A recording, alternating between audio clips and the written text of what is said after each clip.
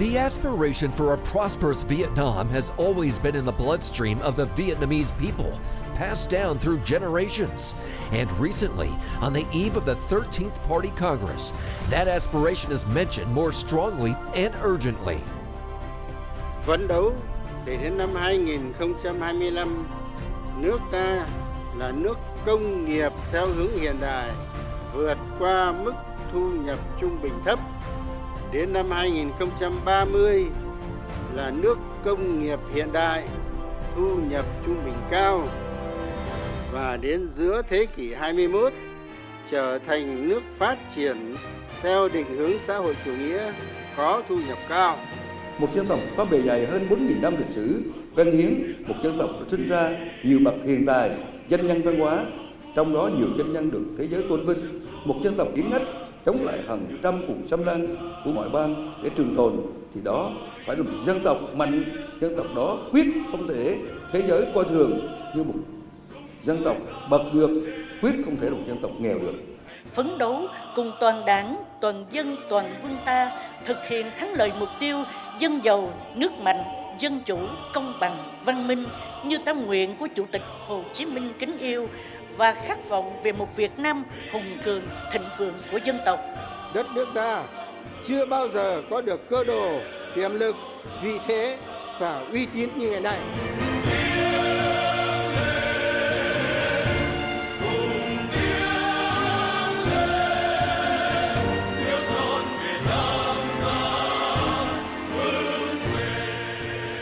Tiến lên, cùng tiến lên, or move forward, keep on moving forward is the most epic and climatic part of the national anthem of Vietnam. It also conceptualizes the biggest aspiration of generations of Vietnamese from time to time, making Vietnam thrive. And now, at the historic event of the 13th National Party Congress, that aspiration has reached a new level, making Vietnam a developed, high-income country by 2045, the centennial anniversary of the nation's founding as stated in the Congress documents. What's the depth and base of that development vision? How bright is the future of realizing that goal? How can we analyze the strategy that Vietnam is adopting to further realizing its goal of becoming a strong, independent, prosperous, and democratic country with an equitable and civilized society? We will try to answer those questions by convening three different perspectives from three different guests of this special edition of Talk Vietnam today. Let's welcome to our show Mr. Kama Mahotra, UN Resident Coordinator in Vietnam, who has a profound knowledge of Vietnam's development goals. Thank you for coming. And Madam Tôn Nữ Thị Ninh, a veteran Vietnamese diplomat who has a long history of working in various diplomatic bodies of Vietnam, and she is currently the president of the Ho Chi Minh City Peace and Development Foundation. And Daniel Nguyễn Hoài Tiến, a young Vietnamese American who possesses a vast understanding of Vietnamese culture and is currently doing his business here in Vietnam with the ethnic people. Well, thank you to all of you for joining Talk Vietnam today. Good evening. Yes. I want to start the show by quoting one sentence from late President Ho Chi Minh when answering foreign reporters right after the first national election of an independent Vietnam in 1946. He said, "I have one desire, the ultimate desire to make our nation independent. All people have food and clothing, and everyone is educated." So besides independence, the wish to prosper seems to start with something very basic, yet very important, which is food, clothing, and education. So how do you explain this? Late President Ho Chi Minh is our national hero. And in leading and guiding our moving forward towards independence and liberation, he emphasized the importance of empowering the people. And he used to mention the domestic foe, ignorance, poverty being domestic foes. So we were battling not just external or foreign foes, we were assigned to also combat the plague of ignorance and poverty.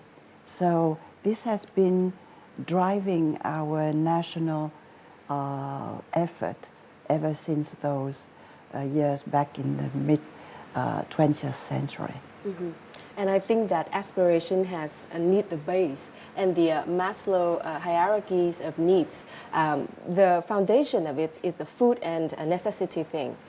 What's your comment on that? I definitely think that Ho Chi Minh's sentiments are still being echoed today, especially when you're talking about the hierarchy of needs, and we see the progression after reunification with the land laws, literacy campaigns, food security acts, for example. I think these are ways that the party and the government has manifested addressing food, clothing, and shelter first. And then now, where Vietnam is at the crux of its development, we're addressing those higher level of needs, soft power and national branding, for example. So I think it's definitely something still quintessential today.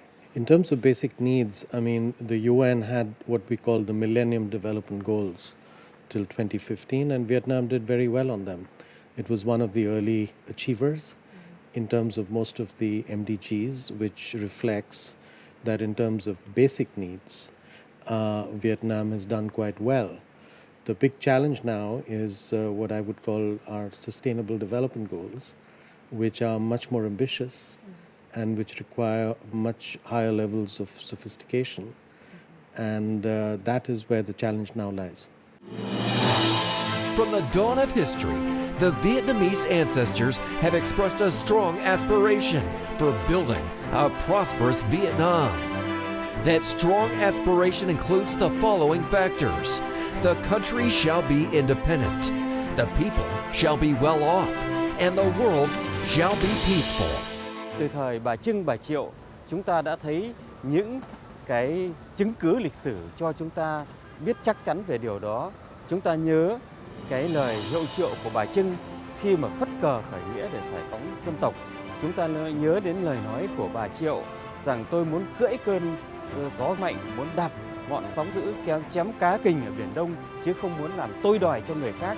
Chứ phải nói rằng là ngay từ cái thuở dựng nước thì cái khát vọng đó nó đã được thể hiện thông qua những cái cuộc đấu tranh rất là ngoan cường để bảo vệ nền độc lập của dân tộc và để giải phóng đất nước. Kế tục cái khát vọng như vậy trong suốt cái chiều dài dựng nước thì cha ông ta đã dặn nhau rằng phải khoan thư sức dân để làm kế sâu rễ bền gốc để mà giữ nước. Đấy là cái bộc lộ rất cao của cái khát vọng hùng cường.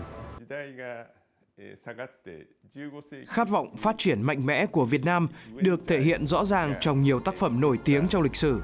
Có thể thấy trong bài Nam Quốc Sơn Hà từ thế kỷ 11 đã thổi bùng khát vọng tự do, độc lập, hùng cường, sánh ngang Nam Bắc của quân dân Đại Việt.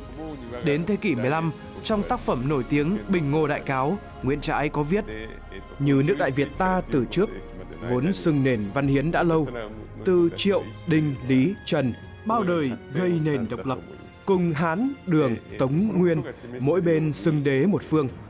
Đây là những lời khẳng định hào sảng về quyền tự chủ và bản sắc văn hóa của dân tộc Việt trong lịch sử. Tinh thần này tôi thấy vẫn tiếp diễn rất rõ ràng trong hiện tại.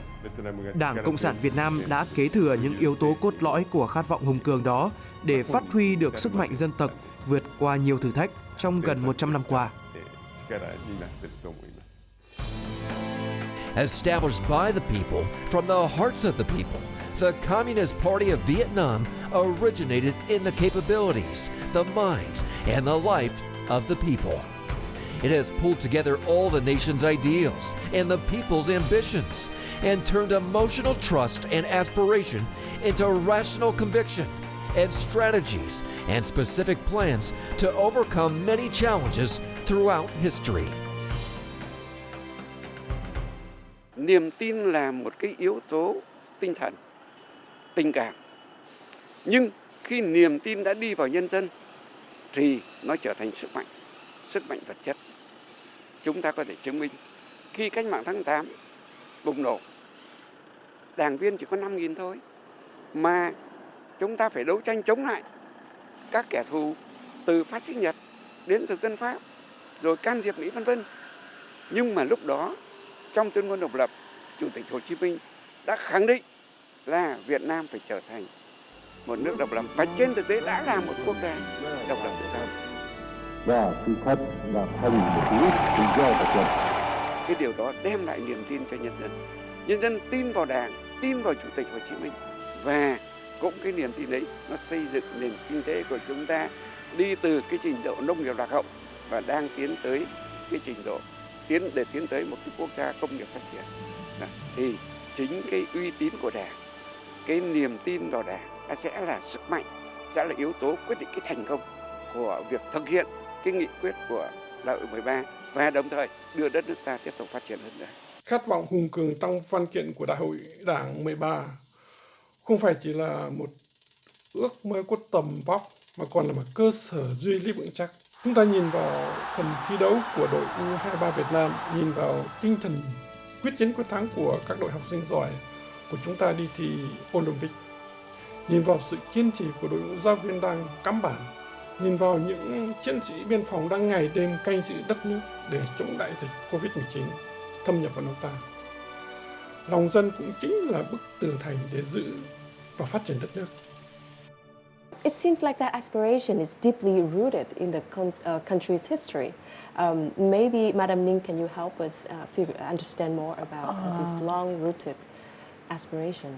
I think that the national or nation-state awareness are assumed, inherited, and recreated through action by the Vietnamese people has been, and a lot of observers and our own historians have shown, through resistance to external intervention and aggression. And so this is one of the defining features of the Vietnamese national identity. And, you know, national heroes like Hứng or Nguyễn Trãi are there to prove it. But at the same time, it's not enough to perceive the Vietnamese national identity through the centuries as a nation that resists. Vietnam is also a nation of builders. We have been building. I particularly, you know, as a person who works on the international front a lot, I'm really happy that we never cut off ourselves from the outside world, from the wealth of ideas and emotions of the outside world while we were fighting to resist. So this combination of the domestic or national strength with an openness to international values and opportunities has been with Vietnam all along. And even in the way we handled our relationships with the major powers, near and far, I think has proven that sort of sustainable and sound balance that has kept us independent, safe, but open to the world. Yes. Until now, that aspiration has developed into a clear goal, which is in 2045, Vietnam would be a developed country with high income. What opportunities are there to make that into reality, in your opinion?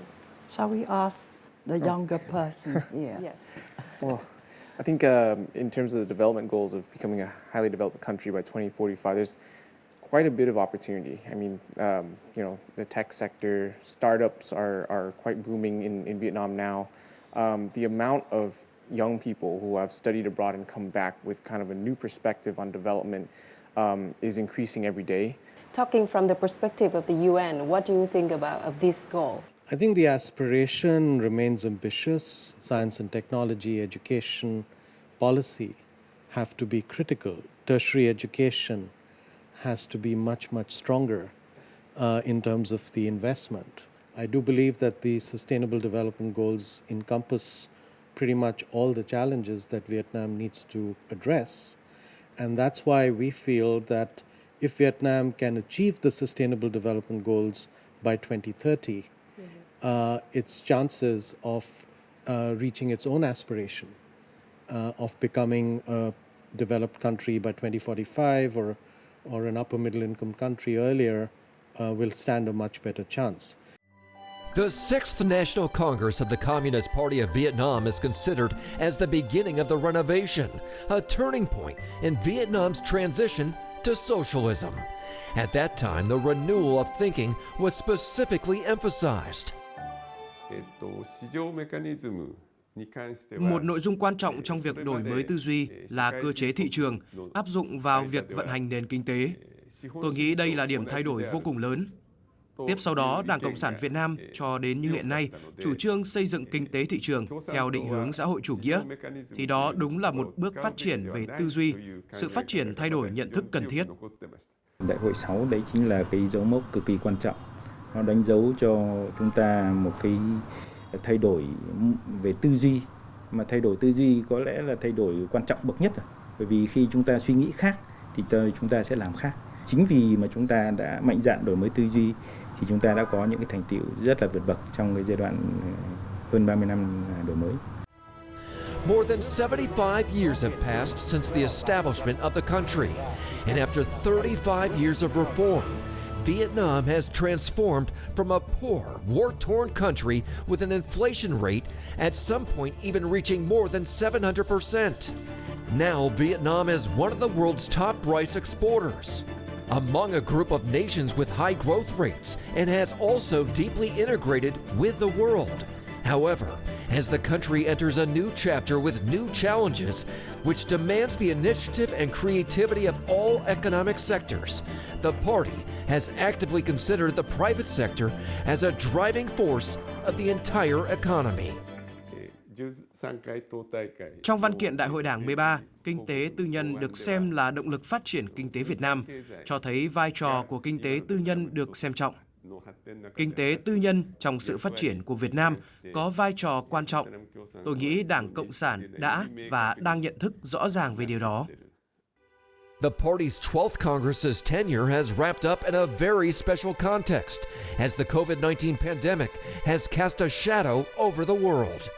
Natural disasters, floods, and epidemics have badly affected people's lives. Despite all those difficulties, thanks to the direction of the party and joint efforts of the people, Vietnam has achieved numerous successful outcomes in 2020, which are highly applauded by the international community. By the end of 2020, Vietnam has recorded 1,454 COVID-19 patients, the lowest rate of cases per 1 million people in the world. Vietnam has gone through such challenges. I don't know many countries that have in 1 year experienced not just COVID, but unprecedented floods and unprecedented droughts and saltwater intrusion. And I think it was greatly inspiring for me to see how community and government have come together. And is resilient and performing. Yeah? In the last 5 years, we had a constant trend of GDP increase above 6%, 7%. And this year, despite of the COVID, Vietnam still have a largely positive, and it's probably the best in the region.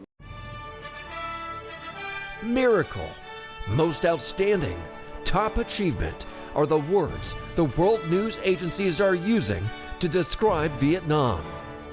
In the most difficult moments, the people's confidence in the party's decisions, as well as their creativity and the spirit of supporting each other, were strongly promoted.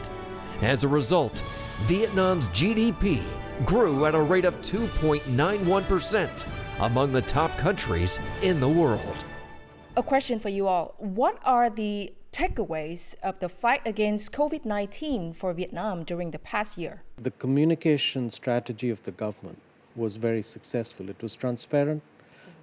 We worked through the WHO with the government on the communication strategy, for example. It built trust. People knew that the government was putting out figures. That is what built this trust with the population, which led to compliance. You can't force compliance. Compliance comes from trust. And that was built in this particular case by the government and its communication strategy.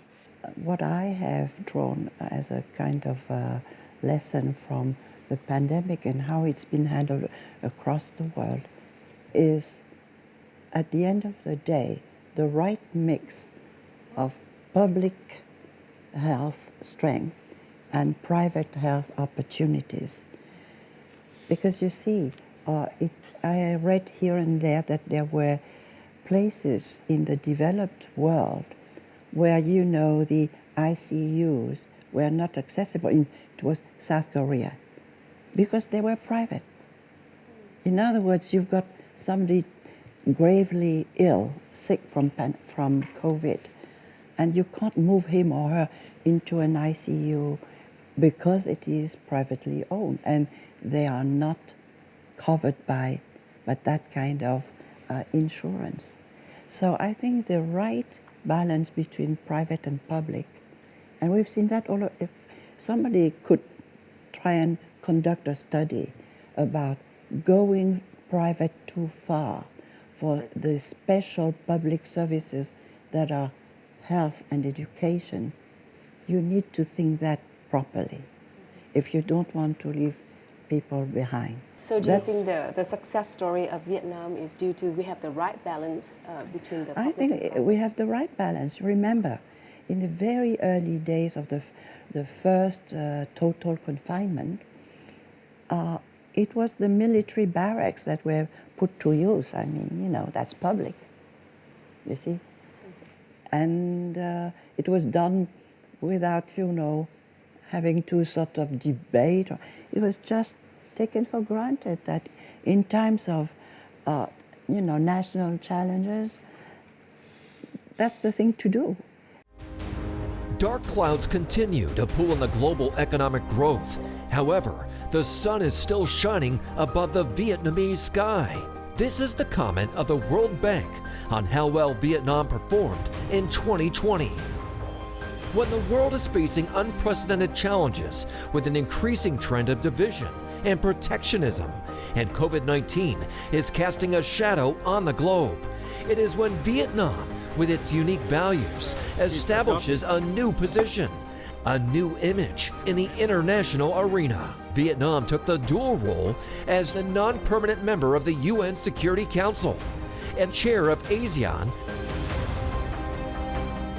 Vietnam has been a strong partner of the United Nations since joining the organization in 1977.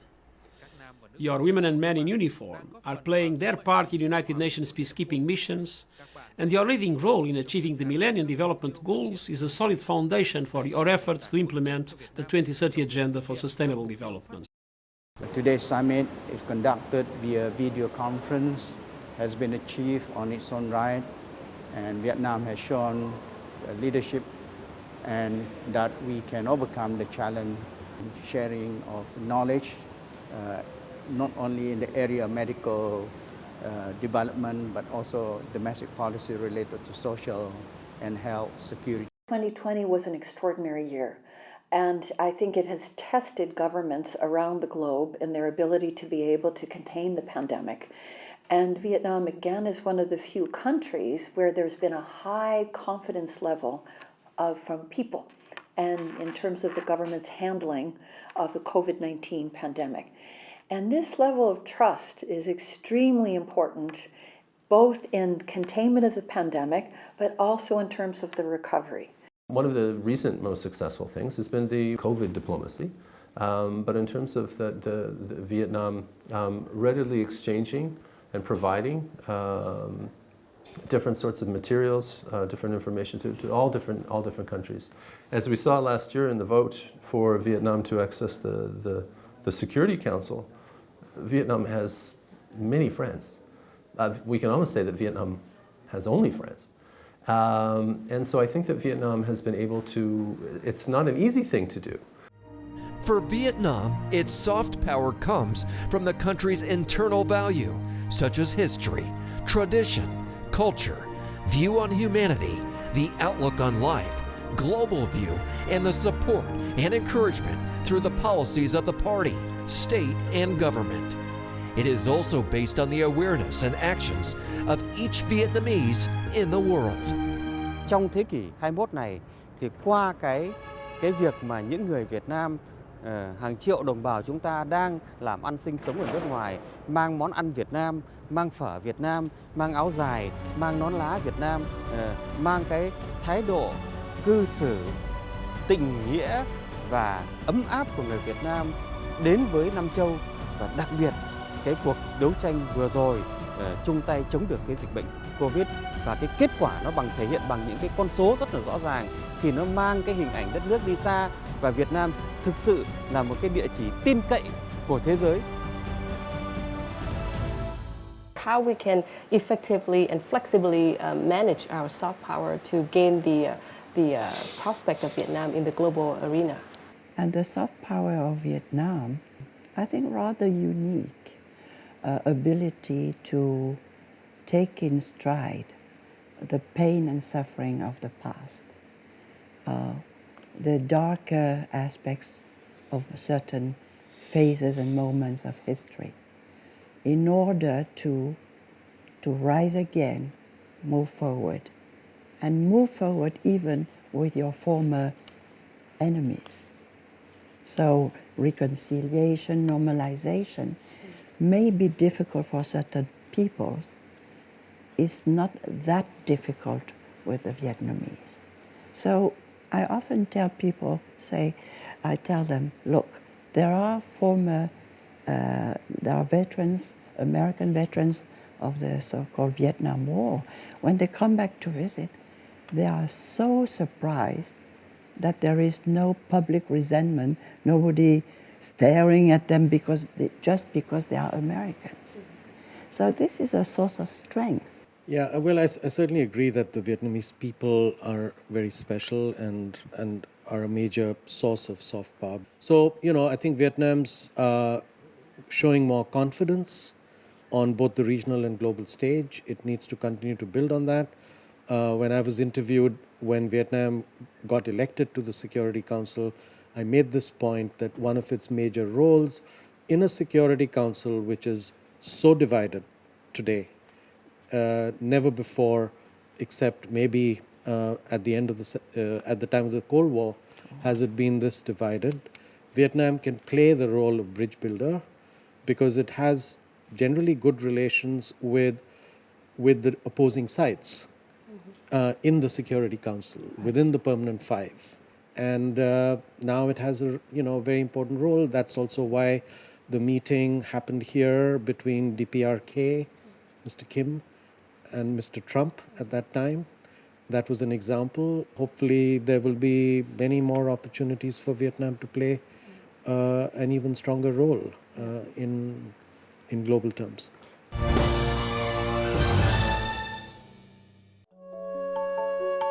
Born and raised as an American, but upon returning to Vietnam for the first time, Daniel Nguyen Hoat Tiến felt a strong attachment to his home country and its people.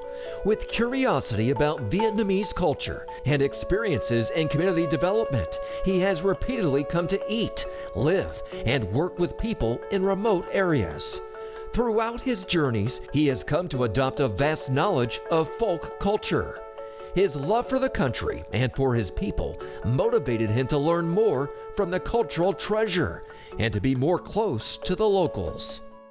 Tôi quý Tiến ở chỗ là tại sao một cái con người mà nó sống ở bên kia mà đến đây mà nó có thể sờ phân, đấy, có thể cuốc đất, đấy, làm cỏ, giống như cái người nông dân của mình quý cái bạn Tiến nào ở chỗ đấy.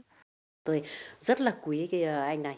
Tại vì là tôi biết là cái này là rất là muốn nghiên cứu về truyền thống của nói chung của Việt Nam mình và nói riêng của dân tộc Dao Đỏ mình ở đây. Thì nó nghiên cứu rất là kỹ và nó nói, nó hỏi thì hỏi rất là thật sự là rất là sâu.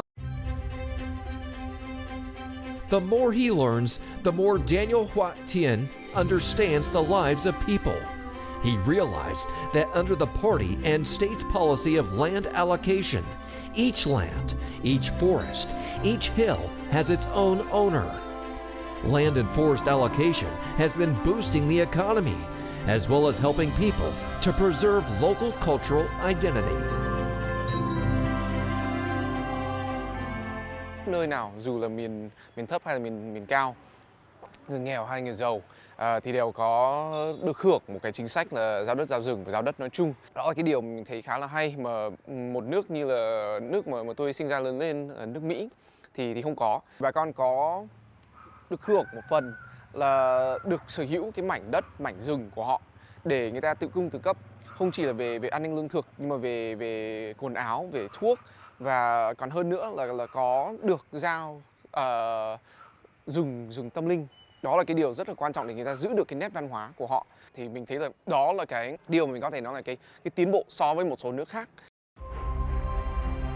With a love of his homeland and the burning will to polish the raw stones in the local culture, turning them into precious things, he has traveled around the country to gather native plants to develop a traditional product line, which is attached to the cultural identity of the ethnic peoples.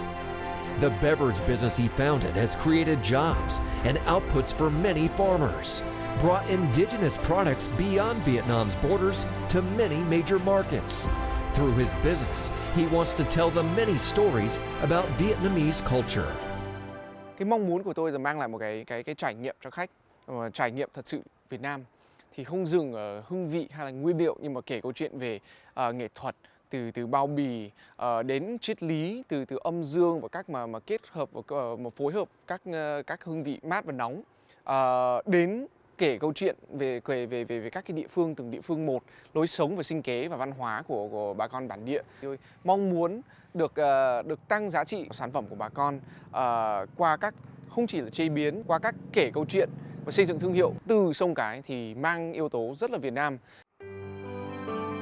To Daniel Hoa Tien, cultural preservation and promotion not only makes Vietnamese people proud, but also introduces the image of the country to international friends. That's how he expresses his love for Vietnam. Nếu mà tất cả mọi người cùng nhau bước lên với nhau ấy, thì không ai có thể nói là chen nhau hay là bon chen. Đấy, thì khi mà mình muốn giàu lên thì mình muốn cả xã hội cũng giàu lên cùng mình. Đấy là cái ước mơ cơ bản nhất của mình. Tất cả cái nỗ lực, tất cả mọi thứ mà tôi tìm hiểu, học hỏi và thực hiện, nó dồn hết vào Việt Nam và nó có một cái ý nghĩa. Vì thế là tôi thấy là cái ý nghĩa công việc và cuộc sống của tôi nó dồi dào và nó phong phú hơn, và nó bám sâu hơn vào thịt, vào máu của mình. Có thể nói là tôi đang tìm hiểu, đang bám sâu vào nguồn cội.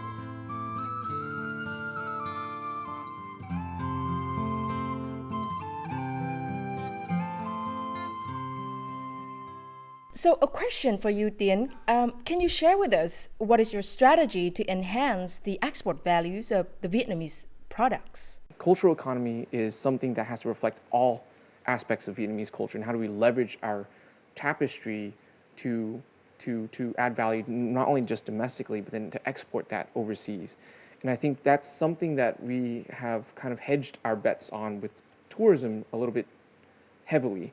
But here is how do we look at that context in a modern branding of commodities and niche markets. And I think it's an entirely different conversation, but those are some of the ideas and the struggles that we'll have to cross. If we look at France, you have small communities like Normandy. But the DOP regulation is well enforced. You can only make Camembert or Calvados in Normandy, for example. They don't look to scale that up beyond its means, but they look at quality. And we can look at that to see an outlet for smaller communities in the northern mountains, for example, where we don't have to feel so limited by geographical space, but we can celebrate something. And we look at communities like Normandy or smaller communities in Japan. Resolution 36 of the Politburo affirmed that the overseas Vietnamese community is an integral part of the nation. Over the past years, the number of overseas Vietnamese, especially young ones returning home, has increased. To realize the goal of becoming a developed, high-income country by 2045, all resources need to be mobilized to solve the problem of increasing productivity, innovation, and sustainable development. Many young overseas Vietnamese aspire to be devoted to the development, and they will be an integral part of development strategies. We're so proud of Vietnam and Vietnamese people, and they have the desire and the drive to come back here and contribute to the country's development in a sustainable way, because we can do it here, because we're Vietnamese and the spirit is strong. Not only the young generation, many senior overseas Vietnamese have been dedicating their lives to the development of the country. President Ho Chi Minh's call for a patriotic emulation is part of the driving force that motivates them to return and develop their home country. Lời phát biểu của bác hồi đó nó đã trở thành một phong trào rất lớn, không chỉ là ở trong nước mà lan tỏa ra bà con kiều bào. Đã yêu nước thì chúng ta phải hành động bằng chính khả năng của mình. Tôi cũng như nhiều bà con Việt kiều, những người có điều kiện, có khả năng thì họ luôn luôn muốn quay trở về Việt Nam để đầu tư, để phát triển. Lòng yêu nước. Nếu ta không yêu nước thì ta chỉ về để kiếm tiền rồi bỏ đi. Nhưng mà ta yêu nước thật sự thì chúng ta ở lại đây phải đóng góp bằng cách là tất cả mọi việc là phải làm theo pháp luật và đóng thuế đầy đủ. Tóm lại không có gì bằng cái việc yêu nước.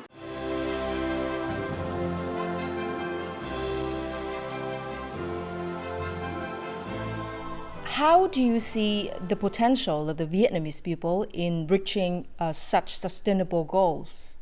The potential of our human capital is such that if there were a strategy and method and ways and means to emancipate, to release that human, enormous, that vast and deep, talent that we have among the Vietnamese people, particularly the youth, both inside and outside Vietnam, I think we could accelerate. We need to really have a strategic acceleration. So call it what you want, perhaps second đổi mới, but at the end of the day, it requires from the political leadership greater boldness and strategizing in how it approaches and it valorizes our human capital. I'm a deep believer in what the Vietnamese intellect and skills can produce. So recently there's a small piece of news, I read it with really elation. Syngenta Pharma set up in high-tech park in Ho Chi Minh City by a Vietnamese back from California, is cooperating with a military company to produce nanovax, trying to produce our own vaccine against COVID.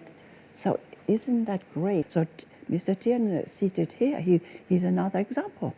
I mean, ideology apart, if you can set that aside, and what you care for is the nation of Vietnam, reaching its aspiration, then you roll up your sleeves, you brainstorm, and you come and join those inside the country.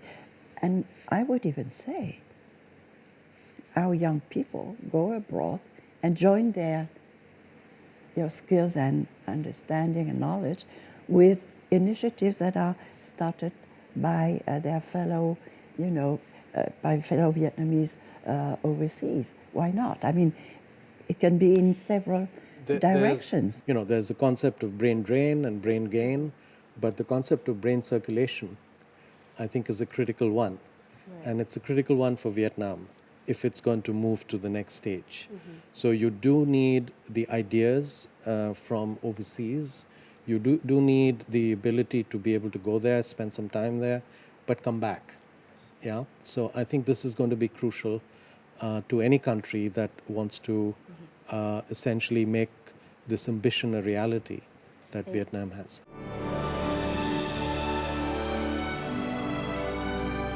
Nếu chúng ta đạt cái mức tăng trưởng thực mỗi năm là từ 6,5 đến 7%, mỗi cấp, mỗi ngành, đấy, mỗi doanh nghiệp, mỗi cá nhân đều có một cái vinh dự trong việc lát một cái viên gạch đưa quốc gia chúng ta đi đến một cái sự thịnh vượng. Đảng Cộng sản Việt Nam với tư cách là chính đảng duy nhất lãnh đạo tại Việt Nam đã có đóng góp quan trọng vào công cuộc giành lại chủ quyền, thống nhất và phát triển đất nước. Dưới sự lãnh đạo của Đảng Cộng sản, trước khi nào Việt Nam phát triển như bây giờ, nền kinh tế Việt Nam chưa bao giờ hội nhập sâu rộng, có uy tín và tầm ảnh hưởng như bây giờ. Tôi đánh giá cao tác phong lãnh đạo của Đảng Cộng sản Việt Nam, vừa linh hoạt, mềm mại nhưng đồng thời rất vững, như cây tre Việt Nam vậy. Khi gió thổi, nó có thể nghiêng đi, nhưng khi không có gió, cây tre lại bật lên thẳng đứng. Tôi cho rằng nếu Việt Nam nắm bắt tốt các cơ hội, chắc chắn các bạn sẽ đạt được mục tiêu mà Đại hội 13 đưa ra. Đến năm 2045 sẽ trở thành nước phát triển, thu nhập cao. Our 13th Party Congress is a very important political event in the life and the movement of society. How do you expect that all of what we have just talked would be brought out for discussion in the 13th Party Congress? I've been coming here for 32 years. This is my 32nd year. I've seen Vietnam truly transform. I think the Party Congress obviously is very important every 5 years, but this time is much more important because it will be the most important signal for which way Vietnam is heading.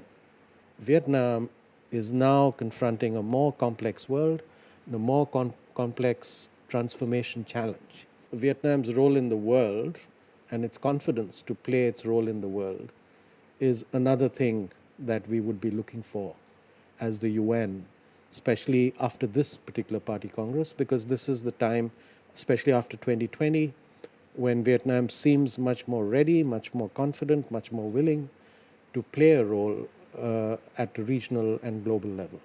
Now, it's a time of a strategic opportunity because of precisely that global disruption, which calls for us to revisit things that we have been doing to see whether it's enough, whether it was right. I agree that governance will be important. Not just those figures, we are more optimistic on, delivering on production. But we need to also to be vigilant and pay enough attention on the pursuit of anti-corruption, anti-red tape, but also on promoting modern accountability and governance. And only thus can we have inclusive and sustainable development.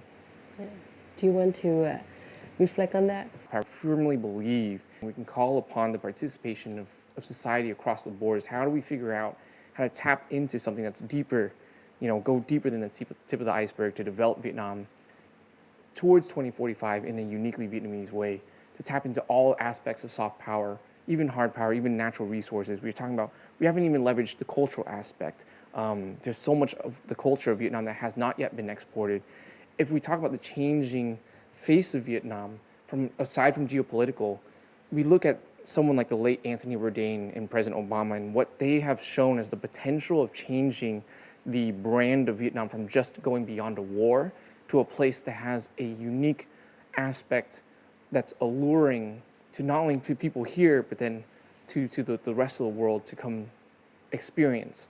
How do we tap into that as two brand ambassadors who are not even Vietnamese? How do we tap into that, the culture, and motivate every citizen to become a brand ambassador on that level?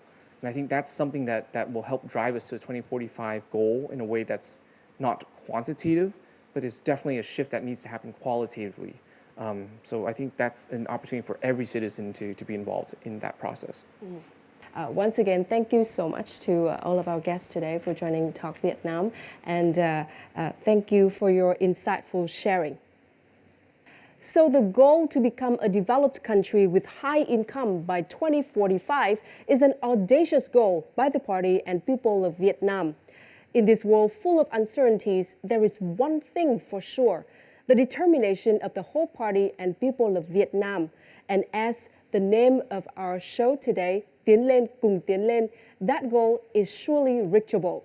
And I believe each one of you would find your place in the gigantic movement of the whole nation towards a better life for all.